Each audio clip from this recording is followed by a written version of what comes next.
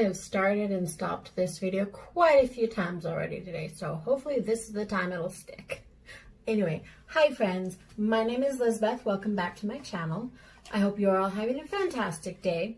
So yesterday I filmed just on my regular phone camera and I feel like it didn't work out so well. So we're trying it this way today and hopefully it works out better. I have already started on my foundation because, like I said, I've started and stopped quite a few times, and so we're just going to keep going with the foundation. So I love Disney. I really enjoy Disney movies, and Beauty and the Beast is one of my favorite Disney movies ever.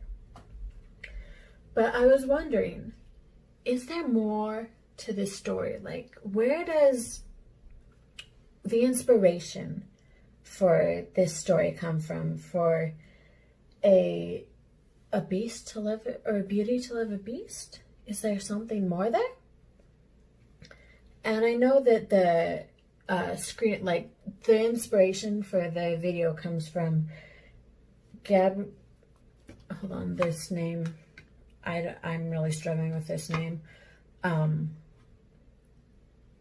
comes from a book written by Gabrielle Suzanne Bardot de Villeneuve, something like that. I'm not exactly sure if that's how you pronounce it. But it was a 1740, but she wrote it in 1740s. It's a French fairy tale, and that's where the inspiration for the movie comes from. But I was wondering, is there more behind this story? And it turns out there is. And it goes farther back to the 1500s. So in 1537,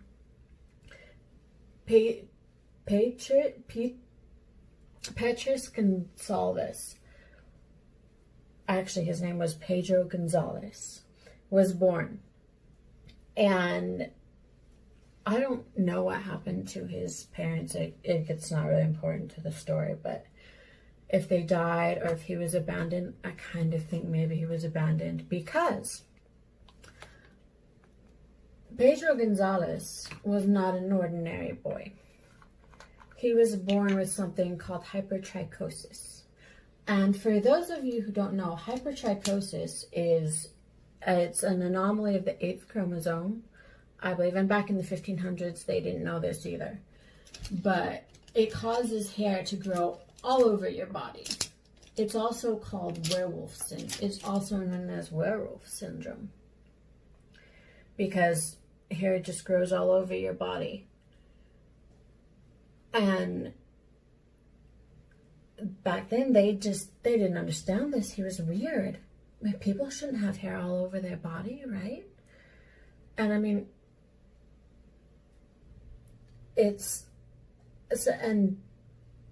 sorry, let me try and talk. So people didn't understand this because he was considered a freak. He wasn't considered human. So he was kept in a cage, and he basically given raw meat and like animal food to sustain him. Because when they caught him, he was a feral child. He couldn't speak. He was a feral child. But King Henry II of France liked to collect oddities, I guess, for a better word. So he was shipped to him as a present, and he was 10 years old at this point. Well, luckily, King Henry did not believe that he should be kept in a cage. So, in an iron cage. So he freed him from this cage, and he decided to conduct an experiment with him. Which, I mean, I don't love, because should people be experimented on? Or should they just be considered experiments?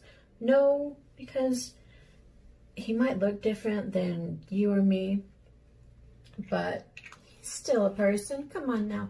But he was not considered a person. He was considered an animal.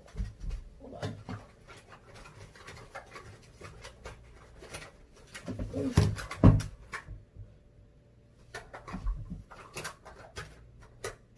know where that is. There it is. So yeah, he was considered an animal, not a person, an animal. But King Henry, he did treat him a little better. He decided to, but when they found him, he was able to say his name, Pedro Gonzalez. Then King Henry decided to let him keep his name as long as he used the Latin version, which is Petrus Gonsalves. Or Petrus? I feel like it's Petrus. So he decided to give this guy a court education and see what happened. So he got an awesome education. He learned all the court niceties and learned how to read, write, all that good stuff.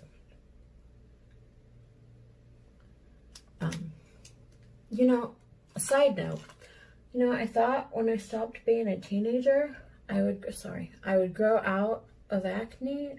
No. It didn't quite work that way. I still have to deal with it. I don't love it. Maybe one day it'll go away. You never know. Anyways, so he gave him a court education, fed him, clothed him. Don't get me wrong, he still wasn't free. He wasn't his own person. He did not belong to himself. He was still considered property.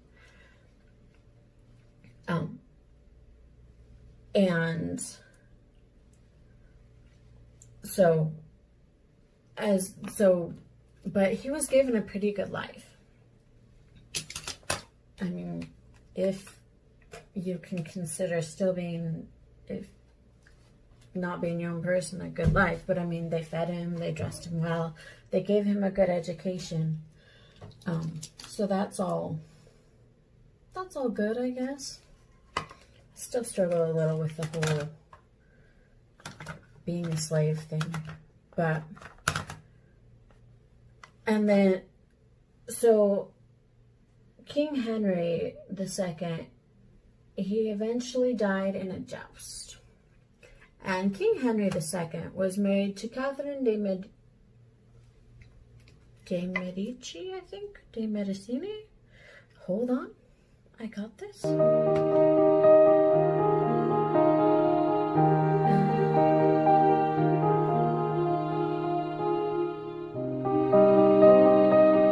Okay, Catherine de Medici, yeah.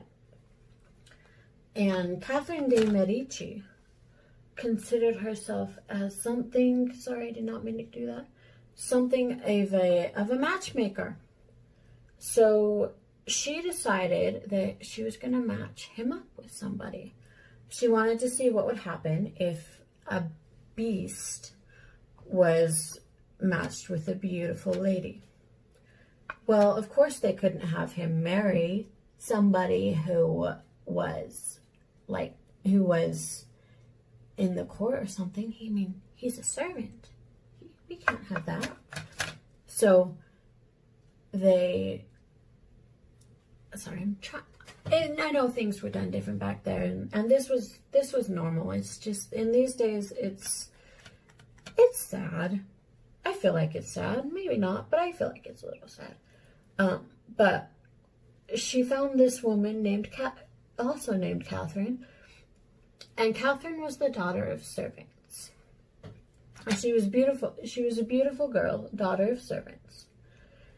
And because, again, they couldn't have him marry somebody highborn. And so she decided that these two were going to marry. And they did not meet before they got married. No. The first time Catherine saw him was the day they got married. And I've read a couple different accounts. One said that she was fine with it, and another was like she was probably a little freaked out, which, you know what? don't really blame her. As much as I try not to judge, you know what? I'm pretty positive I'd be a little freaked out too. Because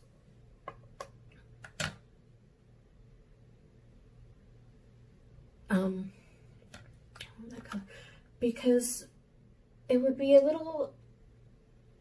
unusual to see somebody who had hair all over their body when you're not used to seeing somebody with hair all over their body. Even in these days, that would be actually, well, I know, sorry, anyway, it would be a little unusual. I'm trying so hard to word this. But apparently one account says she was a little freaked out, but another says she was fine with it. And so they got married. But anyway, the first time she saw him was on their wedding day. And so they got married, and they actually went on to have 7 children together.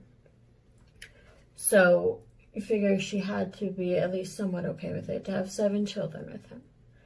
And the first 2 of their kids were normal. They were fine.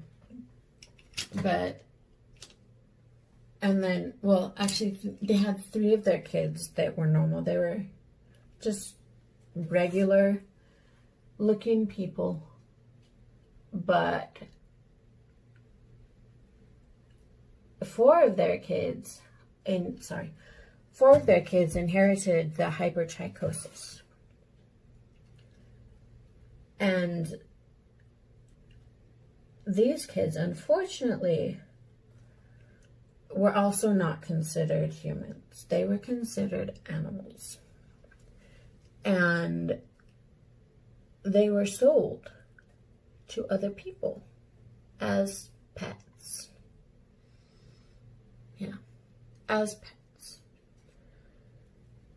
And which I can't imagine how that would feel as a parent to have your child sold as a pet. Because that would just, I feel like that would just be super heartbreaking. Super heartbreaking. But again, I wasn't alive back then, but even back then, I feel like that would still be hard. That would be, but yeah, so and when they had family portraits painted, but when they had family portraits painted, like, the normal children were asked not to sit. They just wanted the kids that had the hypertrichosis. Because they were weird. They were an oddity. Yeah.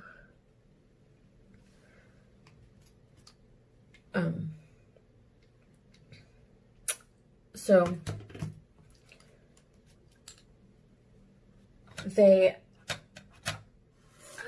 I don't feel like a whole lot is known about what happened to the kids after.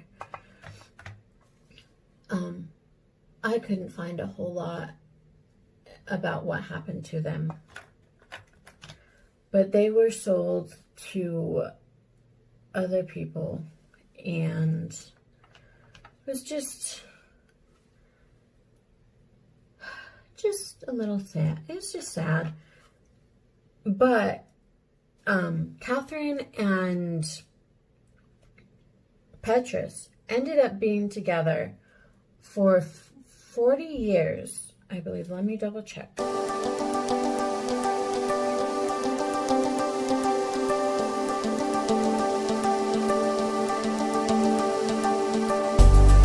They were married for more than 40 years, which I think is pretty cool.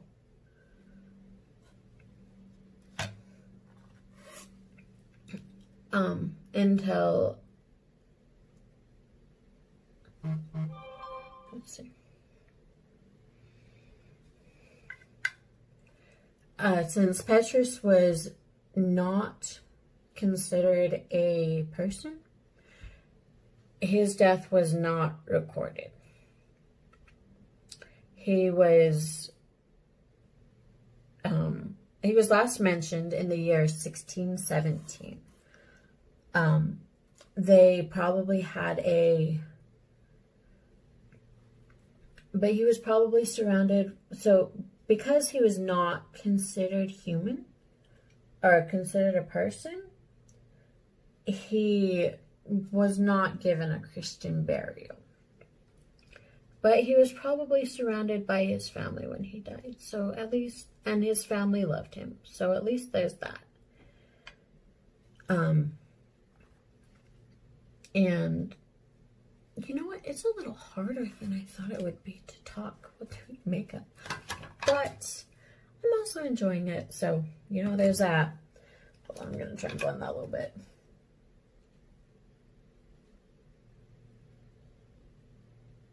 Ooh, sorry.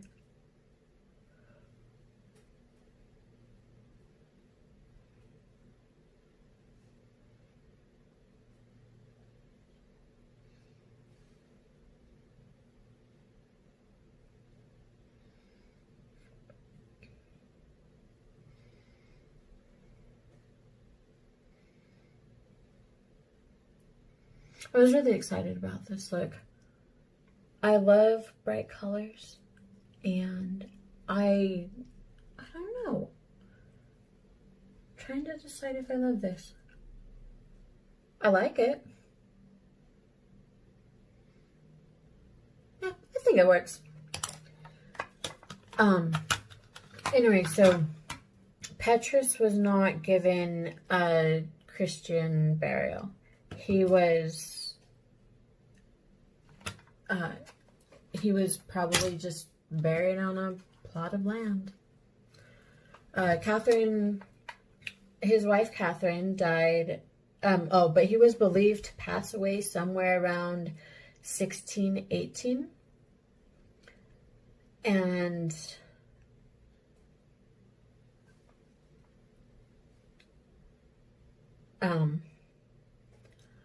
I don't remember when Catherine passed away, but she passed away a few years later. But their story spread throughout the world, throughout Europe and the world, and became the basis, or the sorry, don't mean to be doing that. It became the story of Beauty and the Beast. I believe there are more than 23 versions of Beauty and the Beast today. The well-known is by Miss Bardo. I'm just going to call her Miss Bardo because I don't think I can pronounce the rest of her name. Well, Gabrielle Bardo. And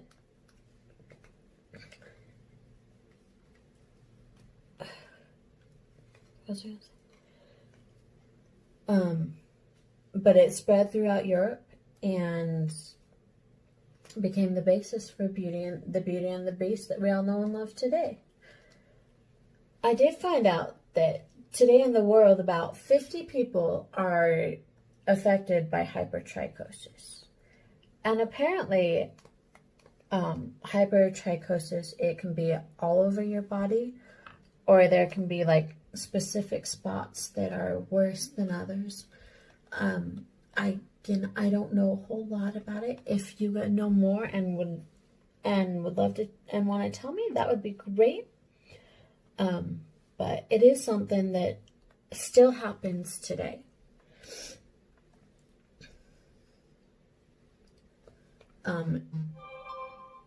But I feel like, well, at least I hope, it's handled better than it was back in the 15th century. Because it's just, it just makes me mad, because nobody should be treated like an animal. Woo! Man down. But I thought it was interesting that they're really, that the Beauty and the Beast wasn't just a story that somebody thought up. It was based on somebody's real life. And not quite the fairy tale that we see today, but in fact, it really was kind of a, oh, sorry. All right, I just need to stop putting that up, and I need to stop apologizing to Spy for putting it up. Anyways, you know, guys, one day I will get better at this. I promise. It's new, and I will get better at it. One day I will stop stumbling so much. Practice makes perfect, right? Apparently, I also need to choose longer stories or do my makeup faster, because that's about all of the story that's about all there is that I could find. So and I'll put up some pictures so you can see a little bit of what Petrus looked like and his wife and stuff, because there are paintings that were done of them.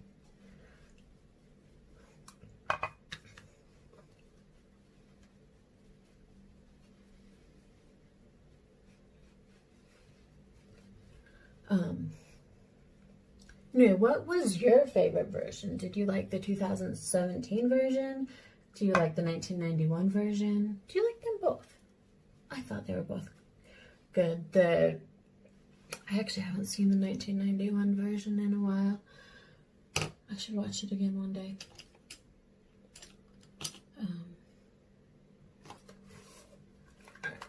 So this is the blush that I use most often. Oh, hold on. It's by GIGI Gorgeous, and I love it. I mix a little bit of the both. I mix a little of both. And I think it just makes a really pretty color together. They're both really pretty. But I like mixing them together. Oh, I forgot to do that. Well, we'll see how this goes. The thing is a little out of order today, apparently. That's fine. I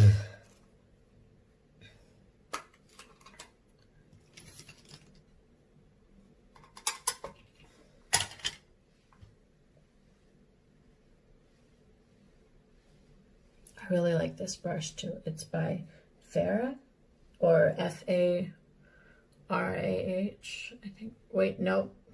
Complex Culture. This is by Complex Culture. It's super soft, and it's just a really nice brush. It is their contour brush. I think I got it in a glam bag, an Ipsy glam bag. I don't get Ipsy anymore, but I used to, and I really liked it. They had some awesome stuff that I ordinarily wouldn't try, not because I don't like it, but because I'm cheap when it comes to makeup. And so most of the stuff all of the stuff basically that I buy myself is from like Walmart or Target. So if I have higher end stuff, it's definitely going to be from Ipsy or something. So I like that it gives me the opportunity to try higher end stuff that I wouldn't buy ordinarily. Lets me expand my horizons a little bit. And what do I want? I want brows. Brows. I'm also not great at brows. I really don't shape my brows, in case you couldn't tell, but I just kind of go with the flows. This is not brows, but I'm gonna do this.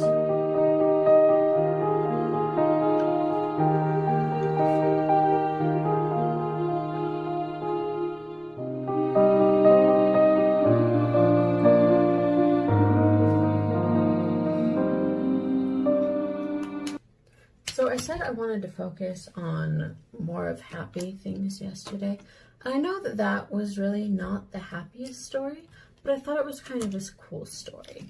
It gives you a look into things, into how things were done back in the day, how things were done differently. And I feel like that's always, okay, maybe not all, okay, always a good thing. Man down.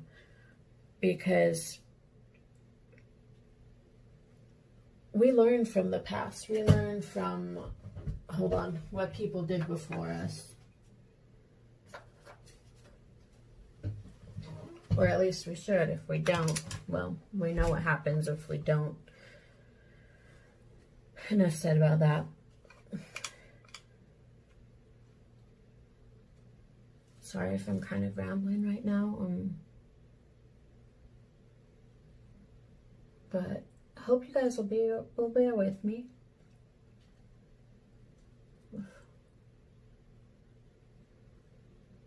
And really, if you guys have any tips or tricks or you think I should try or things I should do differently, please let me know. I'm always up for suggestions. Just be kind, as always.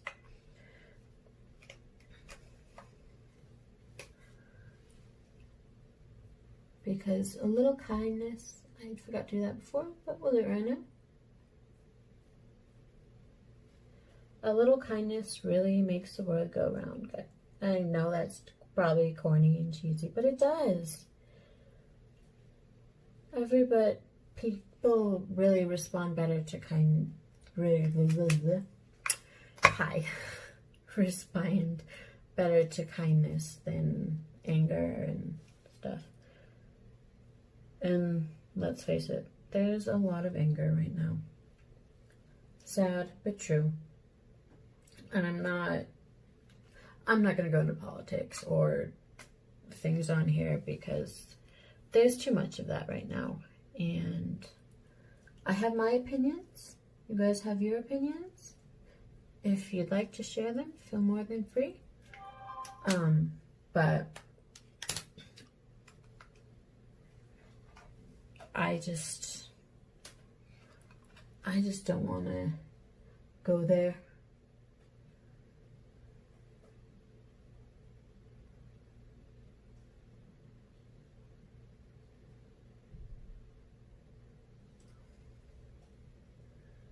So I'm still not quite up for doing fake lashes. Still not there yet. Maybe one day. Man.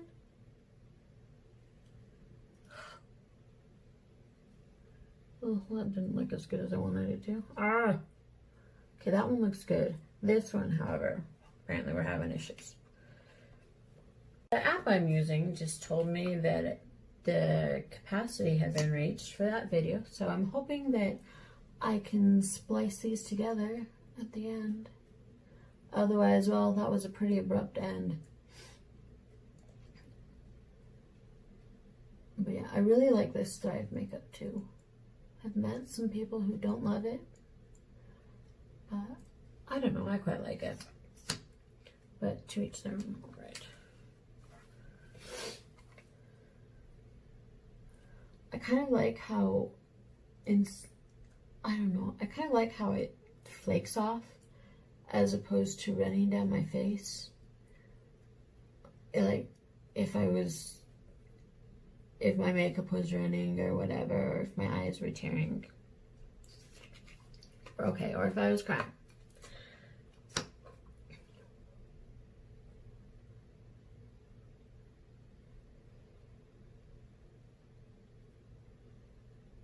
It's really hard to, have you noticed it's really hard to do mascara without opening your mouth? Or maybe it's just me. Either way, I think it's hard.